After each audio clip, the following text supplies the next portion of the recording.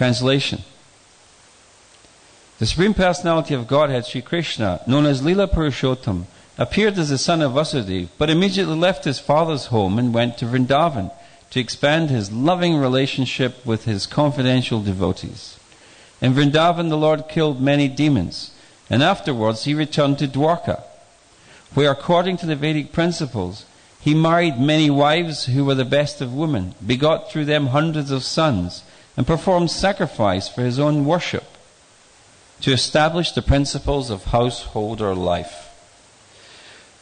Purport by Srila Prabhupada. As stated in the Bhagavad Gita 15:15, Vedaischa sarveraham eva vedya. By all the Vedas it is Krishna who is to be known. Lord Krishna, setting an example by his own behavior, performed many ritualistic ceremonies described in the Vedas and established the principles of Grihastha life by marrying many wives and begetting many children, just to show people in general how to be happy by living according to the Vedic principles. The center of Vedic sacrifice is Krishna. Vedaischa sarveraham eva vidya. To advance the human life, human society must follow Vedic principles, personally demonstrated by Lord Krishna in his householder life. The real purpose of Krishna's appearance, however, was to manifest how one can take part in the loving affairs of the Supreme Personality of Godhead. Reciprocations of loving affairs and ecstasy are possible only in Vrindavan. Therefore, just after his appearance as the son of Vasudeva, the Lord immediately left for Vrindavan. In Vrindavan, the Lord not only took part in loving affairs with his father and mother, the gopis and the cowherd boys, but he also gave liberation to many demons by killing them. As stated in the Bhagavad Gita 4:8, Paritranaya sadhunam vinashaya chaduskritam. The Lord appears in order to protect the devotees and kill the demons. This was fully exhibited by his personal behavior. In Bhagavad Gita, the Lord is understood by Arjuna to be Purusham, Shashvatam Divyam, the eternal transcendental Supreme Person. Here also we find the words Utpadya Teshu Purusha. Therefore, it is to be concluded that the absolute truth is Purusha, a person.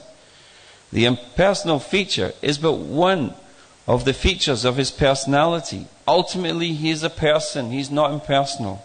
And not only is he Purusha, a person, but he is Lila Purushottam, the best of all persons.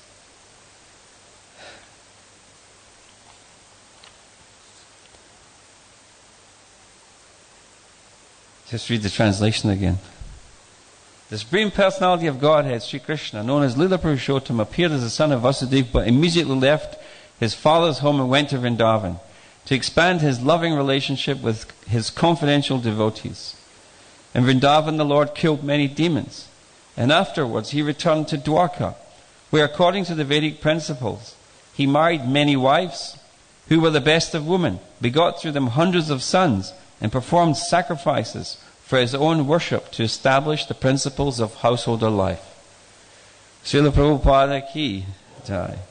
So, reading here from the 9th canto. It's just before the 10th canto. The 10th canto is a huge canto of Srimad Bhagavatam. So many verses are there. Because it's about the life of Krishna, which is the most tasteful. I mean, everything's tasteful about the personality of Godhead. But taste is found, cannot be found to a greater degree than other than the personality of Krishna.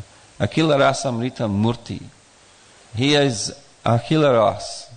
All Akila means everything, all things. Akila Ras. Ras means so many things.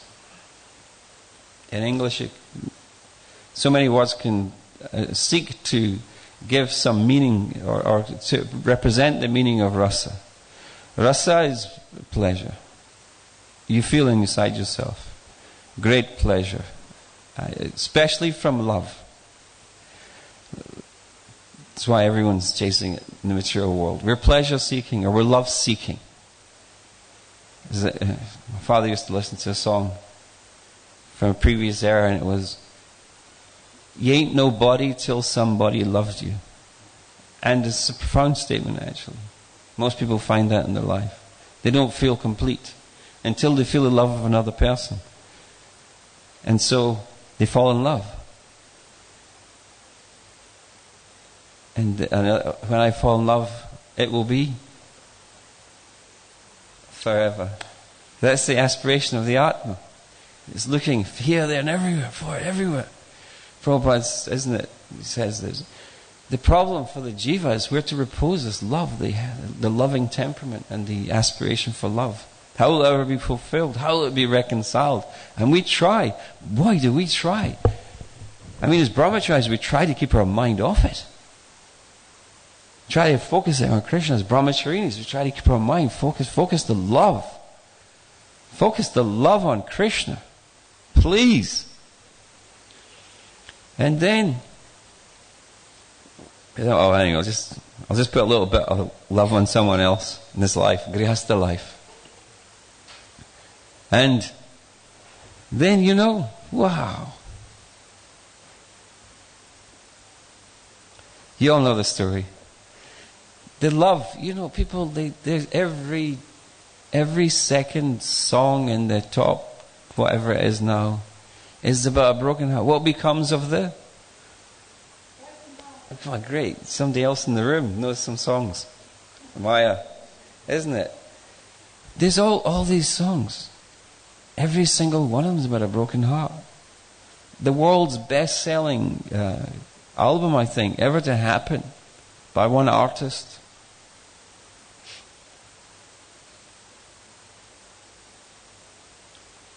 She became the richest singer as well, I think.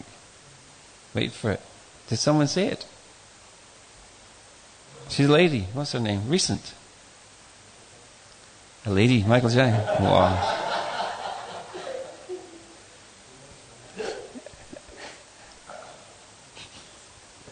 That's how off the planet the residents of the ashram are. No. Good try.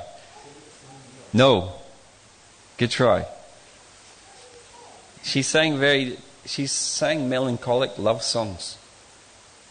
Anyway, forget it. Remember Krishna's name. She sang melancholic love songs. No. Let's stop this competition now. I shouldn't have started it. It'll come back when I'm not expecting it. Anyway, the thing was, she sang all these melancholic love songs.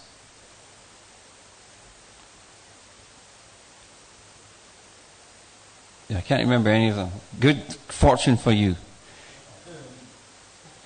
She's a best-selling artist in the world. Every song was melancholic. People come to her concerts, the Royal Albert Hall, and everything, all standing, crying, holding hands with each other. The whole place. They're exhibiting all the symptoms of bhava. The vraha, vipralamba, the vraha bhav, this love and separation from the love that they never had. Yeah? That they always wanted, aspired for, and it would have fulfilled them, but they couldn't have it. Anyway, then she became happy. And she said, I can't write any more songs. I don't know what to write anymore. Because she was broken-hearted. She wrote all these songs. You are on point, Adele. She wrote all these songs. After that, she couldn't write any more. Anyway, the point is that everything in this world is a broken heart. Ultimately. I remember when I was a young devotee, someone said to me that when you break a clay pot, it's very difficult to repair it. You can't. You just forget it. There's no point, isn't it? The heart's like that. It's like clay. It's broken. Shouldn't break it. Fall in love with Krishna. So, anyway, I don't know why I started talking about all that, but anyway, the point was that ninth canto, it's approaching the Supreme Personality of Godhead. It's Krishna. Rasul Vaisaha, love himself. Supreme in the sense of that in every way. More than every other manifestation of Godhead. He is supreme. He is foremost. Because Siddhantatas tavedepi Srisha Krishna Surupaya Rasanot Krishyate Krishnam, that based upon rasa, not tattva, tattva on truth, every form of Krishna is absolute. Yes, who's more? In terms of truth, who's more Ram and Krishna? No, they're the same truth, isn't it? They're all dipayati, etc. They're all lamps. They're all candles, as it would say in the Brahma Samhita, isn't it? Dipayate virita hetu samana dharma. Samana, they're all absolute. They're all supreme tattva. But if we change the currency to rasa, pleasurableness, that all loving pleasures are found in Him and reciprocated in Him, by Him, then it's only Krishna. Then He is supreme, more than others. So, this is Krishna's Srimad Bhagavatam. Through all the many cantos of Srimad Bhagavatam, isn't it? Canto 1, Canto 2, Canto 3, and on, he's reading so much philosophy of all different types, establishing devotion, establishing the supremacy of Bhagavan, establishing the supremacy of Krishna, teaching through so many, and then all of these genealogical lines. Who descended from who descended from who descended from who. It's just explaining this big, massive family that began right at the beginning of creation. And every time something to do with devotion, something to do with a devotee, something to do with Bhagavan is mentioned. Parikshit Maharaj, tell me about that. Tell me more about that. And finally, in the 9th canto, the pace picks up so much. It's just going through the names. I think in the 9th canto, some of it's just lists, isn't it? It's like, I just can't wait to get to Krishna. I mean, He's coming. He's coming. Like, we think of Janmashtami, we think, oh my God, the festival. Oh, our lives are going to be turned upside down. We're working 24/7, no breaks. No, we think that Krishna is going to appear now. We're preparing for the appearance of Krishna. It's 9th canto. It's just, literally, it's rattling off the names to get to the appearance of Krishna. And now here, boom! It's right here. Verse 66. I don't even know what came before it, but yes, sorry. He was there. He's already mentioned. Finally, it comes to the mention of Krishna. So in this verse today, the mention of Krishna. Jato gata pitri grihad brajam eti dhatu. Speaking of Krishna, as Lila Purushottam. Lila means the play, pastimes, isn't it? Krishna has no work to perform, as we'll understand. He's just enjoying himself. He's doing things out of pleasurable. Pastimes is the word that's common, isn't it? Peculiar word perhaps to outside. We talk about people's pastimes. It's a passing the time. It's not some implication. He's not, you feel implicated, isn't it? Somebody does something for you, implicated, isn't it? Oh no. Like Christmas cards. Christmas cards became the horror story in everyone's life. My mother was always like, I never buy another Christmas card in my life. Because you get one from this one, that one, you think, oh, now I need to send them all cards back. This is you become, isn't it? You become implicated in it all. You owe it to others to do it. Therefore, it's not love. Maybe we try to keep some people, I shouldn't say that in such a blanket statement, but it becomes like that, isn't it? You become implicated and you have to do, etc., etc. Lila Purushottam means that he's not doing anything because he has to do it. He wants to. He's just getting on with it. And so here it speaks of Lila Purushottam, son of Vasudeva. Immediately leaves for Vrindavan. Wow! I mean, most devotees left home later, isn't it? And they got to Vrindavan after several years. During ISKCON, learn about Vrindavan, they said, well, after 3 years, wasn't it in the Brahmacharya Ashram now? After how many years can you go to Vrindavan? 2 years? Wow! Is it? That's generous. After 2 years, you can get to go to Vrindavan. I went for the first time in 1986, and I joined in 83. So, that was a special mercy I got at that time. Immediately he leaves the home to go to Vrindavan. He leaves his father's home to go to Vrindavan. And then it mentions in Vrindavan specifically about the loving relationships with his confidential associates. And therefore the Lord going there. And he also killed demons, secondarily. He also killed some demons there. Quite a few, actually. Following which, he went to Dwarka, and in Dwarka, he was a really religious person. He was Dharmatma in Dwarka. I mean, for us it sounds perhaps, we try to imagine, things in ancient times, but Krishna also in ancient times, and marrying 16,108 wives, 16,108 wives. My goodness. It's inconceivable. Sort of, one wife is inconceivable. 16,108. You can't imagine. But Krishna managed. He managed perfectly. He struggled at times. Isn't it, when they faint and problems and manipulation through love? But anyway, so it speaks about Krishna this way. And Prabhupada, immediately, he speaks in the purport. He starts off with Krishna. He starts off with Krishna in Dwarka. And it's Vidaishta Sarveraham Eva Vidyo. What's the verse? Sarvasya Chahamri Disani Visto Matasmitir Gyanam Apuanam Cha Vidaishta Sarveraham Eva Vidyo Vedantakrit Veda Videva Chaham. Remember one time I was on a train in India as a young brahmachari traveling with all the Gurukul students. We're all squashed up in the general compartment. And everyone would all sit, people all sit above you on the upper tier. They all be staring at the Gora, the white person, and all the Gurukul boys. They're all just looking at everything. And then one Pandit came on the train with all the chandan and everything, and chadars and the beads and the mooch. He came in and he saw me sitting there, skinny brahmachari, with all the students, and in front of the whole train, he began to challenge me. He began to challenge the whole basis of everything I was doing.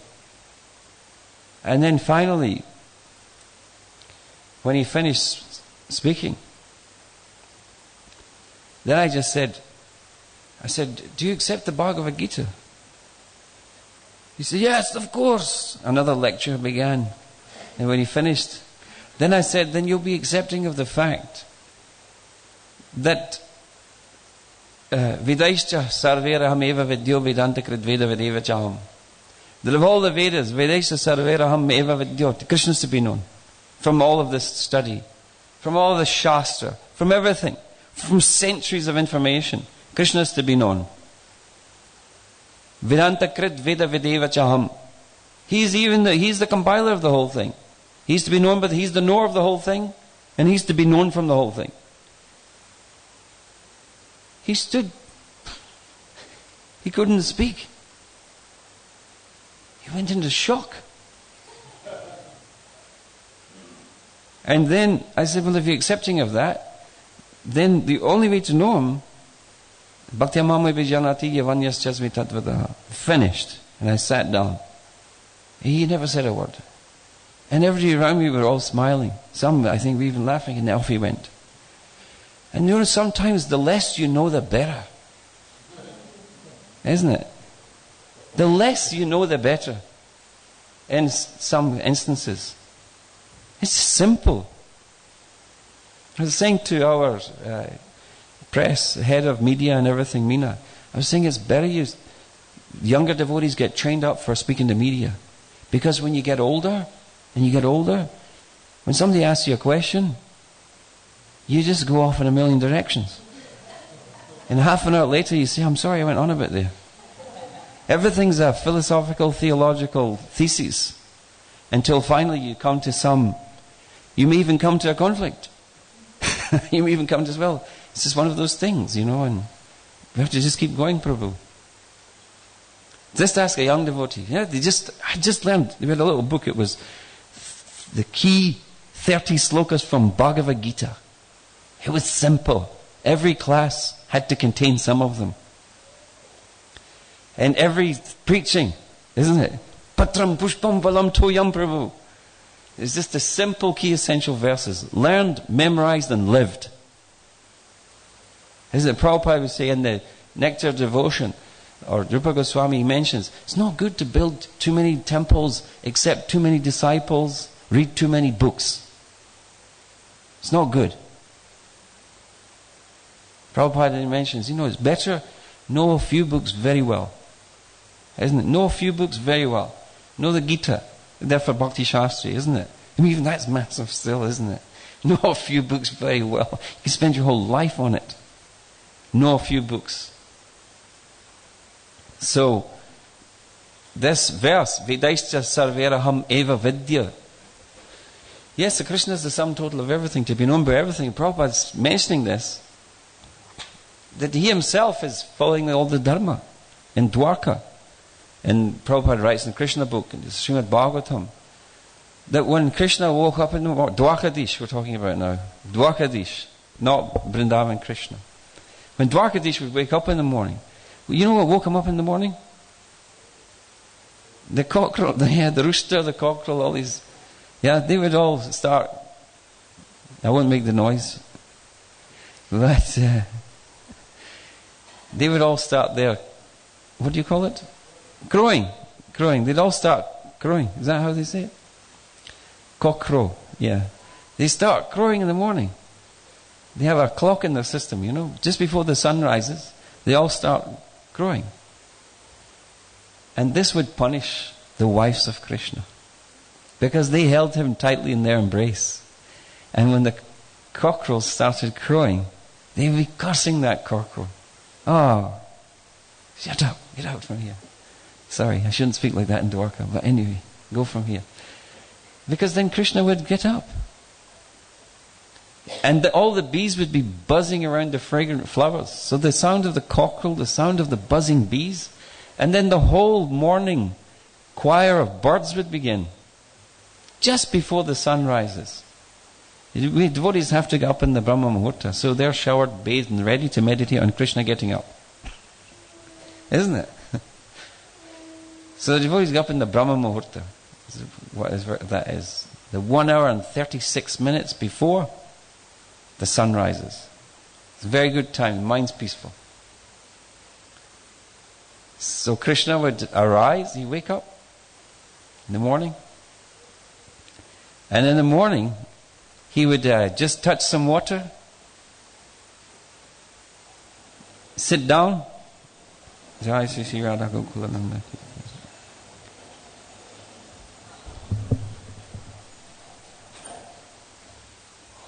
And he would meditate on himself. He would meditate on himself because, he is the yagya tad karma, he's the object of everything. Bhoktaram jagat tapasam. What was it? Yagya tapasam. Yeah. He is the object. He is the beneficiary of everything. The ultimate object of meditation. He'd get up and meditate on himself. After having meditated on himself, then he'd take bath. After taking bath, he would chant the Gayatri Mantra. After chanting the Gayatri Mantra, he would throw some havisha into the fire. Like this. He'd offer things into the fire. And then he'd give charity. Like that. It's stated. Go Vipra. What is it? Go Vipra. The cows, the Brahmins, Devatas, Vridha, and the old people. Go Vipra. Devata, Vridha. Krishna would serve them all. He'd offer respects to them all. The cows, the Brahmanas, the Devatas, And the old folks, older people, elders. Gurun, to all the gurus. Bhutani Sarvasha, all living entities. Krishna would respect everyone. So respectful. And then he would give charity. So much charity. After giving all the charity, then he'd get on his chariots with his associates and he'd go to the Sudharma hall. In the Sudharma hall, then they would decide on all the things that they should do. And so this is Krishna. He's a married man. He had many wives. He lived in all the palaces with all the wives, and he would be very dharmatma himself, meditating on himself and following all the scriptures. Setting the example for the grihasthas, how to live their grihastha life. That's Krishna in Dwarka. However, as it said here, well, he did all that in Dwarka. Before that, from Mathura, he ran quickly to Vrindavan. And there, it was a completely different story. When you think of his daily account from Srimad Bhagavatam for Dwarka, you think of his daily account from Vrindavan from Krishnadas Kaviraj. In the morning, Krishna wouldn't wake up. It was the first thing. And Purnamasi, who was the eldest guru of all the people there, lady, Purnamasi would come to the house of Krishna, to Nanda Maharaj, or say Nanda Maharaj's house. And she would be so anxious to see Krishna, she'd tell Yasoda Mai, please, you have to wake up Krishna. Yasoda would be thinking, just waiting for the moment to wake her son. Just waiting to wake up her son. And so they would start preparing for Krishna waking up. At that point, Krishna's friends would all gather. All the cowherd boys, Stoka, Sridham, Subal, they'd all gather in the courtyard of Nanda Baba's house, and with Madhu Mangal and Balaram, and they'd all start calling out, Krishna, come on, wake up, we have to go. You have to wake up now. You have to wake up, Krishna. Come on, we're all waiting for you, let's go. Then Madhu Mangal would wake up. And half asleep, he'd wander into Krishna's room. He said, come on, my friend, it's time to wake up. Krishna would be hearing everything and everybody. He couldn't open his eyes. He was sound asleep. He couldn't open his eyes. And he'd open them a bit and he'd close them again. And then Yasoda would come in and say, come on, Krishna, you have to wake up now, because if you don't wake up, the cows won't give any milk. I know they have calves and everything, but they won't give any milk until they see you. This was Krishna and the cows. When Krishna started herding the cows, the very first day he got his new stick and all the things he got there, he stood behind the cows and none of them moved. Nobody could figure out how come he's to take the calves now, they won't go anywhere. And then someone realized it's because you're standing behind, they can't see you. Krishna, go to the front. And when Krishna went to the front, then they all went. And seeing him. So Yasoda was saying, the cows won't give any milk unless they see you, Kanaya. So come on, get up now. He's still not getting up. He's not even moving. And his mother said, why are you wearing Balaram's blue cloth? It wasn't Balaram's, it was someone else's. And he said, you've been fighting with all the boys, look at all the scratches in your body and everything. It's terrible. And then Purnamasi, she says, she's a bit stronger. Krishna, you have to get up now. The cows won't give milk, the day has to begin, everything has to move on, come on please. Then finally, Krishna, it said he'd sit up and he would yawn and the effulgence of his teeth would spread through the universe. And his arms would stretch up in the air and he'd hold his fists tight and stretch his arms. And probably collapse again a few times. Oh, yeah, the nectar's flowing now. Probably, collapse a few times as well. And then, then at that point, Yasoda would take a jug of water. And she would then take the water and put it in his eyes and take the corner of her cloth and rub his eyes and finally come out. And he'd wander out into the courtyard And all his friends would just walk up to him to touch him. He'd walk out with Madhu Mangal holding his hand and with his flute in his other hand. And all the other boys would come up and just hold his hand and hold the end of his cloth. They'd all stand around him closely. Just completely overwhelmed by his beauty. And then they'd all go to milk the cows. The cows, they'd start milking, no bath, no nothing. They'd start milking the cows. No achman. No bath. They probably didn't even have clean clothes on yet. They're milking the cows. Taking the calves. Then after that was completed, there'd be a whole big Yasodamai be cooking all the things, and then after that he'd take bath. And following that, then he would sit with his friends for breakfast. And all the endless items would be served for breakfast. And then he would just go spend his days herding cows and misbehaving, telling lies, joking, stealing, and how he spent his days.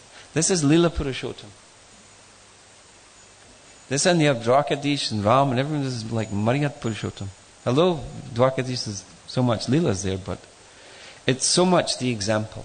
As Krishna says in the Gita, isn't it? Nami partasti kartavyam trishu lokeshu kinchana nanavaptam avaptavyam varta evaja karmani yadiya ham davateyam jatu karmanyatad vrita mama vartmana vartante manushya pata sarvashaha utsadyorami lokam nakuryam karma chidaham sankarasya chakartasyam upahanyam ima prajaha.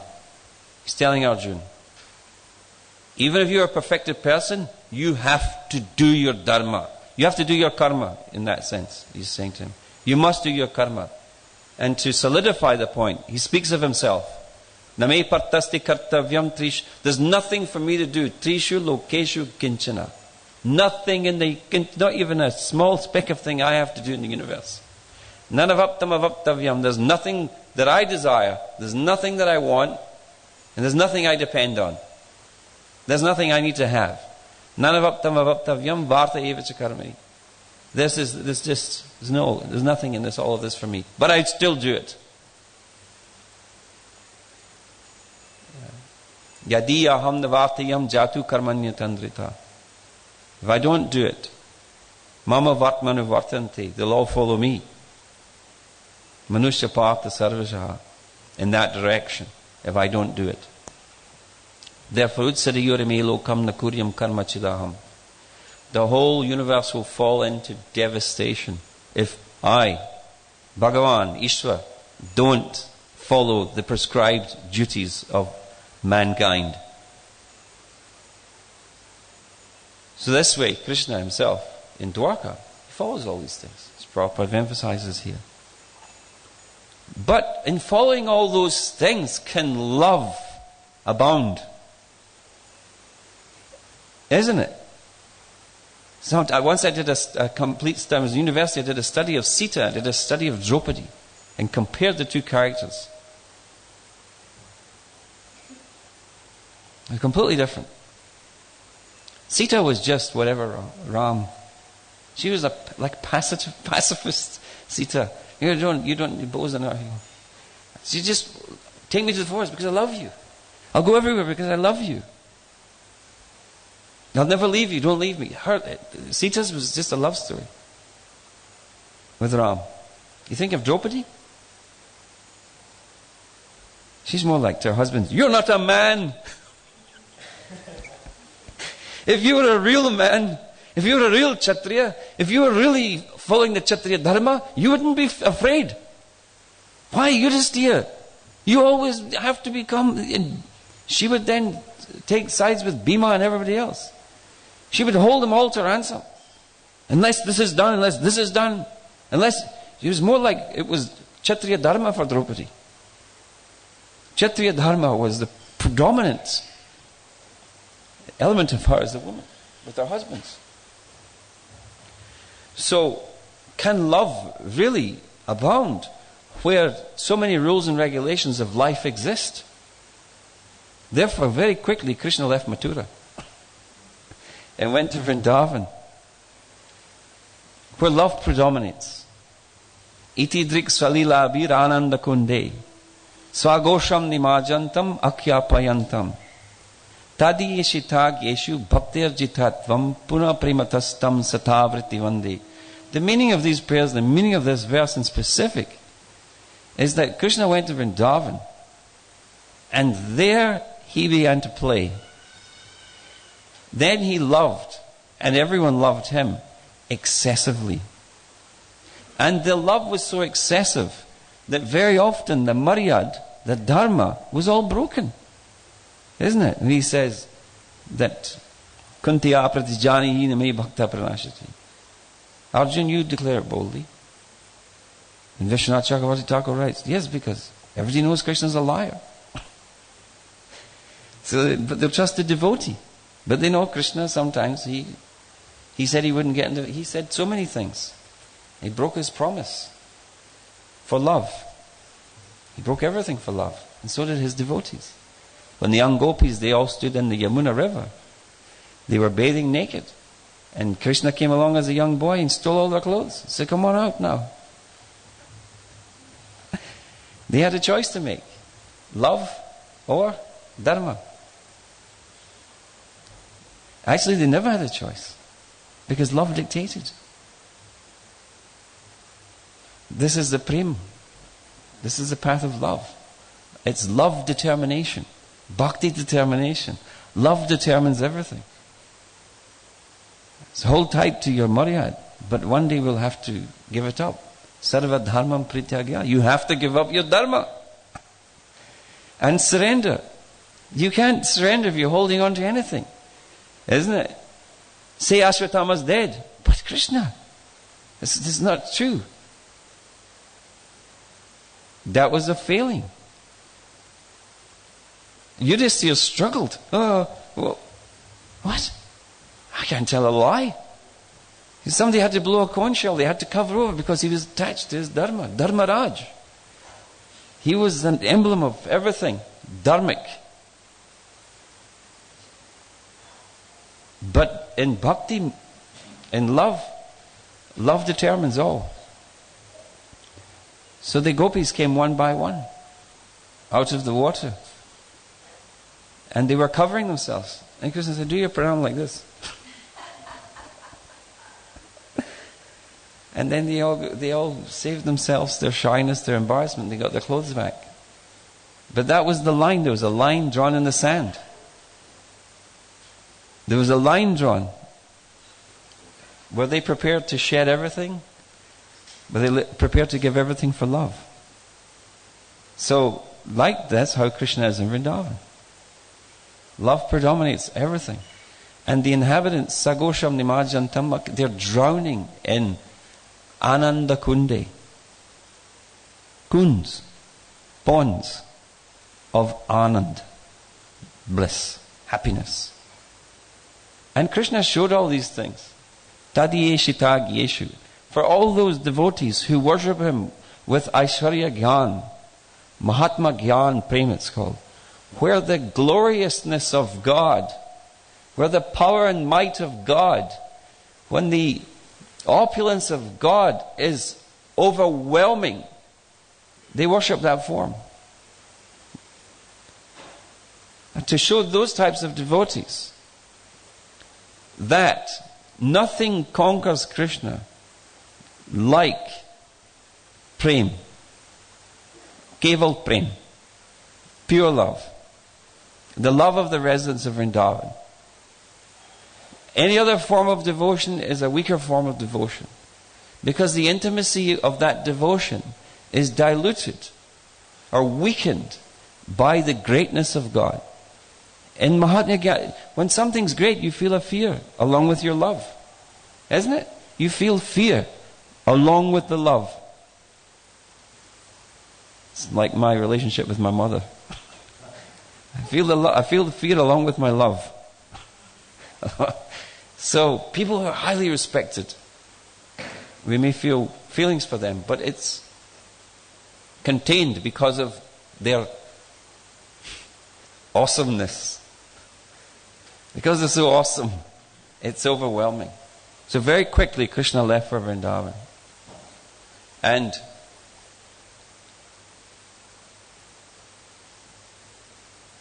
displayed this, and just to finish on this point. Sorry, I said something about Vaman Dev and something about Jiva Goswami. It's all in Krishna Lila, everything. Vedaisya sarveraham evas, isn't it? There's once I remember, as a young man, I read and lived in Vrindavan, Jiva Goswami said, the only benefit, if you live in Vrindavan, the only benefit that you get from traveling to other holy places is the inconvenience you cause yourself in getting there. I took that very seriously. I didn't go anywhere. Occasions went to Mayapur. What? So, Prabhupada mentions this point here, and is pretty much approaching his conclusion, that Pritranaya sadhanam vinashaya duskritam dharma samstapanataya sambhavami yuge yuge. That the primary purpose of Pranitranaya sadhanam was that Krishna's devotees, he mentions this in the Gita purports, like 3 times in that purport Prabhupada mentions this. Yeah, the main reason for his descent is for his devotees. The main reason for his descent is to come to Devaki. And then he says the main reason for his descent is the devotees wanted so much to experience Krishna Vrindavan and his full manifest form of Braj Kishore, Vrindavan Krishna. That was the real crucial crux of his descent. And everything else was following that. So while he was here, everything else was taken care of. So he mentions that very Paritanaya Sadhanam. This is the reciprocation with the hearts of the devotees was the main reason for his descent, and therefore he appeared in Vrindavan to do all that. But then later on went on to do other things and set perfect examples and all the rest of it. But I think we all became besought with his activities in Vrindavan after hearing them. And although everything else is tremendously important and significant, relevant to all of our lives, our meditation is on Krishna and Vrindavan. So all glories to Vaman Dev today, who delivered Bali Maharaj by placing his lotus foot on Bali Maharaj's head. And Bali Maharaj expressed this quality of surrender, Atmanivedan. Yeah? Complete surrender of himself, Atmanivedan. Atmanikshepa. Rupa Goswami also describes that. Throwing yourself at the feet. For throwing yourself, nikshepa. Abandoning yourself to the feet of Krishna. Complete self-surrender. Atmanivedan. So he exemplified that. He had nothing left. He put everything aside and he just thought, if you just put your foot in my head, everything will be fine. Everything will be sorted. And so Vaman Dev, he put his foot on his head. Jiva Goswami, whose appearance day is today. Okay, fine, this is the final point. The important point. He mentions there's 2 different types of Atmanivedan. Bhava Vina Atmanivedan, Bhava Yukta Atmanivedan. Bhava Vina is just a general sense of surrender. Like Sarvadhamam Pricha Jamami Kam Saranam. It's in dasya. It's a mood of just surrendering your life to Guru and Krishna. Yeah. Bhava Vina means there's no specific bhava in it. There's no bhava in it. It's not signified in it. Love. There's no sthai bhav signified in it. That's the feelings of, like when Rukmini was a soul surrendered to Krishna, she wanted him as a husband. She wanted that relationship. She'd heard of him, she fell in love with him before even meeting him. When she surrendered her life to Krishna, it wasn't bhava vina, it was bhava yukta. It was as a paramour, it was as a lover, it was fully, soaked in the feelings of Rukmini, or the feelings of a lover. So bhava yukta Atmanivedan means that when somebody's surrendering, to Krishna in consequence of their love as a friend, Sakya, Vatsalya or Madhurya. These rasas, when they express self-surrender of themselves, driven by their specific rasa or sthayi bhava, then it's called bhava-yukta. Otherwise it's general Atmanivedan. So we can take the principle of Atmanivedan from Bali Maharaj, which is spoken of, or Jiva Goswami says, it's that general, it's of the servant surrendering to the master. But he presents further. Saragrahi means there's more to go, there's more to gain, there's more to have, there's more love to give. Then Jiva Goswami pushes, obviously, that we, one day in our highest aspirations, would like to be surrendering ourselves in a state of bhava-yukta, with a specific and divine loving temperament, which is the very constitution of our soul. Thank you very much. Srila Prabhupada ki, Srimad Bhagavatam ki,